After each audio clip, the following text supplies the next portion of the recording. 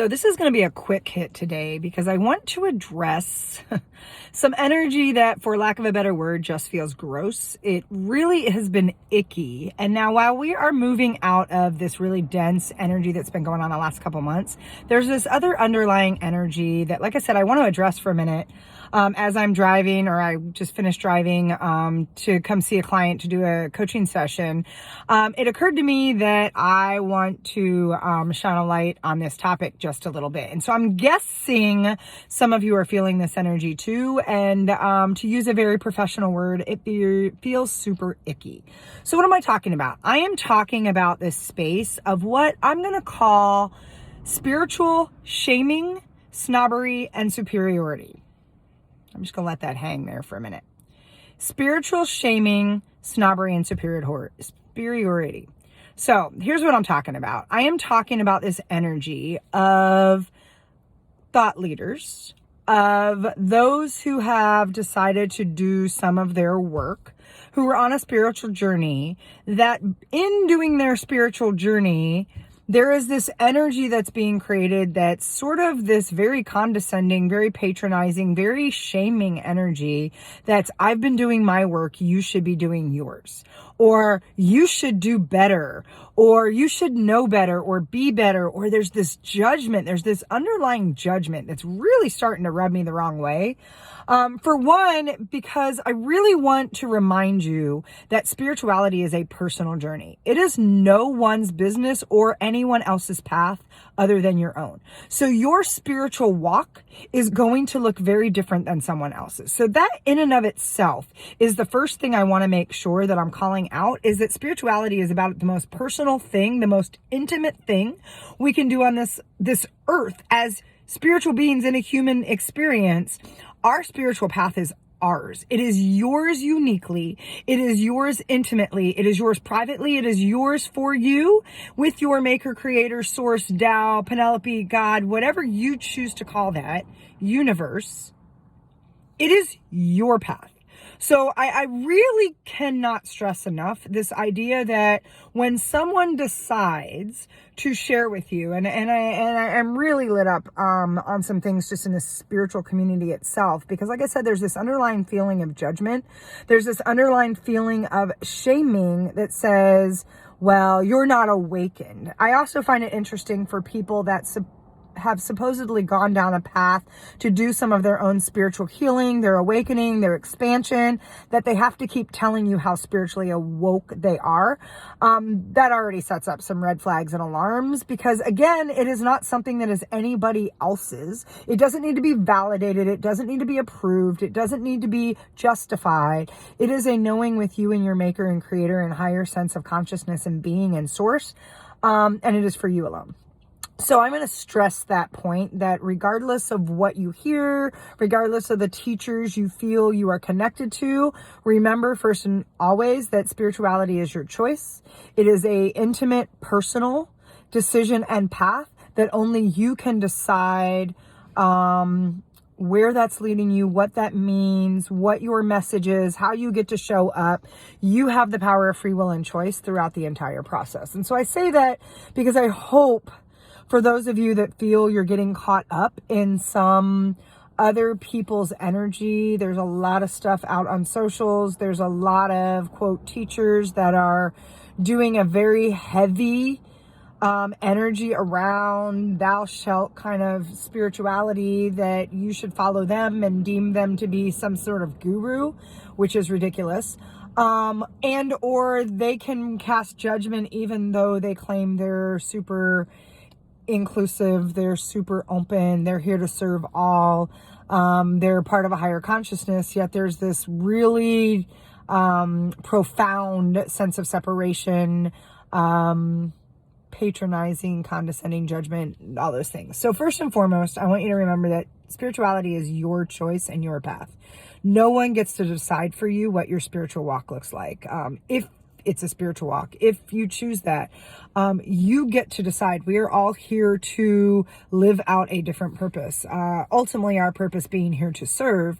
Yet we all have a different incarnation cross. We all have a different way we are wired and a different path of what we are here to learn, as well as teach, as well as guide, as well as create these communities and containers around. And so I really cannot emphasize that enough, that your spirituality is just that. It is yours. So that is number one. Number one is spirituality is your choice. It is your path, and it requires nothing outside of yourself to dictate what that might be or where that is guiding you, and what you are taking as a result of that. 2, there is no such thing as a guru. I really need you to hear this. There is no one outside yourself that is a guru that can tell you more than what you already know. Now, that being said, I'm saying that as a coach, and some of you are like, then why do you do what you do? My job as a coach is threefold. My job is, 1, to be a mirror so that you can see the truth of what is open and available for you, also the truth of what's holding you back. And so my number one job is to be a reflection, to be a mirror to help you see your own reality that you have created based on what you believe, what you think, what programming you've pulled forward. I am simply a mirror and reflection to help you open up access more, which leads me to the second thing a coach does, which is help you open up access to more. Oftentimes we cannot see the forest for the trees when we're the one in the forest, shucking the wood, pulling it out. We need someone sometimes that can help us see around the blind spots. We need someone that can help us open up a path for more possibilities, that while we think we're in the present, we're too busy rehashing the past, or we're too busy forward projecting these things that create worry and anxiety and a bullshit story of stuff that's never even happened. So we need someone sometimes to pull us out of that. And so my second job as a coach is to help you see around the blind spots. It's to help you open up access to more possibilities that you already have, but it's to help you see the forest for the trees. And the third thing is to help hold you accountable to what you say is important. Not my agenda, not my version of whatever your walk or path should look like, but what you say, what you define is alignment for you and for you to be in integrity. My job is then to help hold you accountable to that. You are looking for someone to challenge you and to hold a space and container where you can work through your challenges, work through your bullshit, work through the things that are holding you back, celebrate the milestones of when you are getting closer to the things you say you desire most. So my job as a coach is threefold, those three things. It is not in any way, shape, or form to be a guru. Now, while I bring wealth of information and knowledge and experience based on the things that I have invested to grow myself, based on my own spiritual path, based on my design, that I have an innate wisdom that I'm just able to absorb and bring in, those allow me the tools to guide those that I work with. But what I want you to realize is when we hand our power over thinking someone else is a guru, when we don't realize that we are our own guru, that sometimes we need tools to activate or catalyze that in a way that's meaningful for us.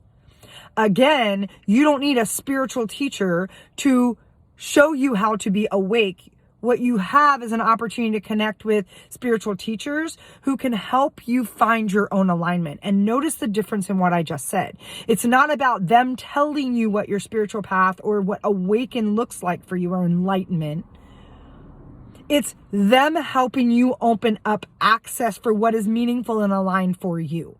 Big difference. And so I really want you to think about for a moment, and I'm guessing some of you are butting up against this, because like I said, there is this really just gross energy right now of this just spiritual snobbery and superiority that I'm completely over. I don't know about the rest of you. I'm guessing some of you are like fucking pissed off as well, because there's this shaming that comes in it. We do this like spiritual shooting all over people, or this shaming in the coaching industry as a whole has had a lot of that energy for a long time. Something about I'm a coach, therefore I get to, and that's just bullshit. You get to bring your gifts and light to the table. And this is a shout out or a call out to all of you that are in the community, that sometimes we just need a reminder that we do not need someone else to validate us, period. There is nothing outside of yourself that knows you better than you know yourself when you allow yourself to get aligned, to really listen. Again, it's that whisper. It's that small voice. It's that space inside of you that needs you to still all of the noise. You have what you need inside you right now. You are your guru, period. That's number 2. But I'm also giving a shout out to all of the coaches out there that you know I'm talking about you. You know right now I'm calling your shit to the carpet, because I'm over this idea that you call yourself a spiritual teacher, you call yourself a soul coach or a spiritual coach or whatever it is, and you are spending so much time shaming and shitting all over other people. I want you to recognize what your opportunity is to rein that in, because that's coming out of your own space of insecurities, fears, bullshit, programming, that you feel you need someone else's validation to call you a spiritual teacher. Walk your path and let others walk theirs. I cannot stress that enough. As you can tell, this is just a hot button for me for sure. And like I said, it has been amplified. It was amplified through all of the dense energy in the end of last year and coming into this year. And I'm just over. In fact, I even had somebody say to me, they're like, Candy, you should know better. And I was like, did you fucking just say that to me? And I had to get into my own space to be like, okay, that just triggered me. And instead of responding, I decided to say, first of all, not someone I really know, like, trust, or respect. Second of all, didn't ask their opinion. Third, has nothing to do with the fact that I feel very aligned with what I just said. And yes, that is exactly the context that I want to put that in. So 1 is the fact that your spiritual path is yours, period. 2, there is no other guru than you for you, period. 3, the other one is the only thing that is your opportunity is to unlearn all of the bullshit conditioning, programming, shitting, shaming, superiority, snobbery, all the stuff going on, the noise. Unlearn all the stuff that's holding you back and allow yourself to drop into a space that lets you come home to yourself. I talk a lot about being aligned. I talk a lot about the art of authenticity. And here's the thing, it will not look like somebody else's journey. It is not supposed to. We are not here to be a replication of everything around us. Now, that's not to say that there aren't some beautiful, and hear me say this, because there are some beautiful spiritual teachers who are absolutely opening up portals to inspire and influence and impact and guide us back home to ourselves. And so find the people that resonate with you, find your community, find your tribe, and be clear that your tribe is elevating you, not squashing you. Be clear that your tribe is lifting you, is recognizing you, is holding you accountable to stand in a place to be empowered for yourself, and is not requiring, asking, or demanding that you hand your power over. Because one of the things I really want to be clear is, it is really easy to get sucked into that, quote, spiritual energy, that spiritual space where people are doing their work and they're awoke and they're enlightened. And again, if people need to tell you that, my question is, really? It's kind of like when I used to interview people in corporate and they're like, my communication skills I'm really good at communication. I'm like, that should speak for itself. I kind of feel that way about people's spiritual path. If you are really someone who is more enlightened, that will show up in your presence. That will show up in your energy. That shows up in your vibration. I don't need you to tell it to me. If you feel the constant need to show me, tell me, remind me, I'm going to question how far along that path you really are. And so I say that because our opportunity is to come home. Our opportunity is to cut the bullshit. It's to quiet down the noise. And it's to get really clear on what tools, resources, including your coaches, your guides, your teachers, make the most sense. And I will tell you, I've worked with a lot of different teachers, spiritual teachers, coaches, guides, and I oftentimes get to a point where I'm complete before they are. I got what I needed, the activation I needed, the catalyzing effect that I needed with that person, that I don't need to continue down that journey, because now my path is taking me somewhere else. And I've gotten really good at listening when that shift occurs, or when I need to transition or transform or approach it from a different perspective. And so what I want you to do, if I could offer anything, or if I could invite you to look at something differently, is one, look at the spaces in your life where you feel constricted. Look at the places in your life where you feel as if there's a lot of noise and that you may have allowed yourself to get sucked in. Where is there some conditioning or programming that says, I have to follow this person, they are my guide, therefore I can never disagree with them? And ask yourself where you're buttoned up against, because even some of my most beautiful teachers, I don't agree with everything they do or say, and that's exactly why they're good teachers for me. They challenge me to think for myself. They challenge me to get into a space to say, do I know my truth? And oh, I can understand where they're coming from, and there's nothing wrong in what they just said. That doesn't serve me. And until we can step into a place to own that space, to know our own truth, and again, it takes the opportunity to quiet down. We've got to find a path back to coming home to ourselves, to being aligned in a way that says, no matter what, I know who I am. And I think there's a lot of opportunity there. Now, sometimes we need a guide, a mentor, a coach, a teacher to help us navigate that path. One, because sometimes we don't want to go at it alone.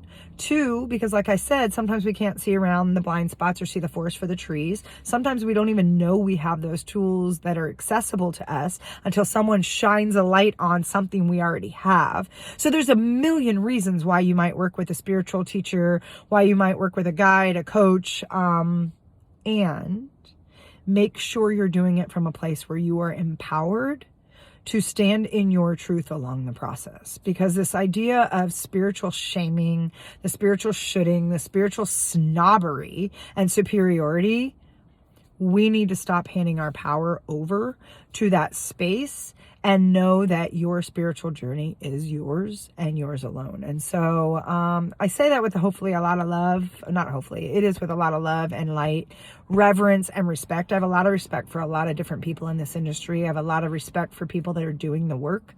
I have a lot of respect for those of you that tune in every week, and there's things that are resonating for you.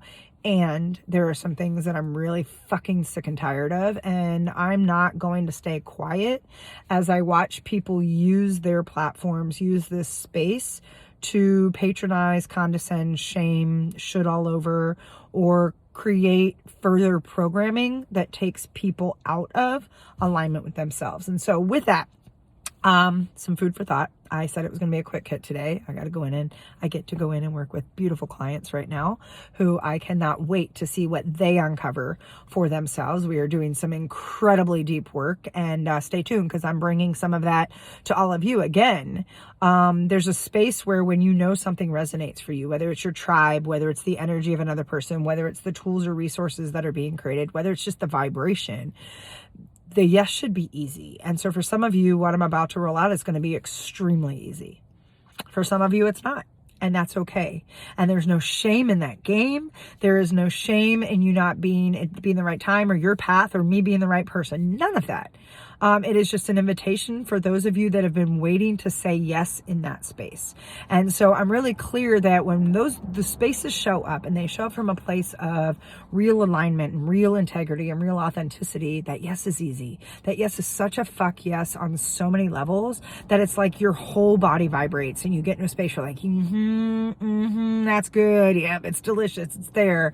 And if it's not, it's not. And so stop forcing yourself to say yes to things that aren't lighting you up. And that would be my takeaway for today. That'd be my call to action is pay attention to the teachers, pay attention to the coaches, pay attention to the opportunities, the communities, the tribes, the offerings, the things that if it speaks to you and it's speaking to you on the authority of how you make decisions, whether it's an instant guttural, like sacral yes, or it's something you need to sleep on. I'm an emotional manifested generator, so I need to sleep on decisions. No, I have zero power in the now.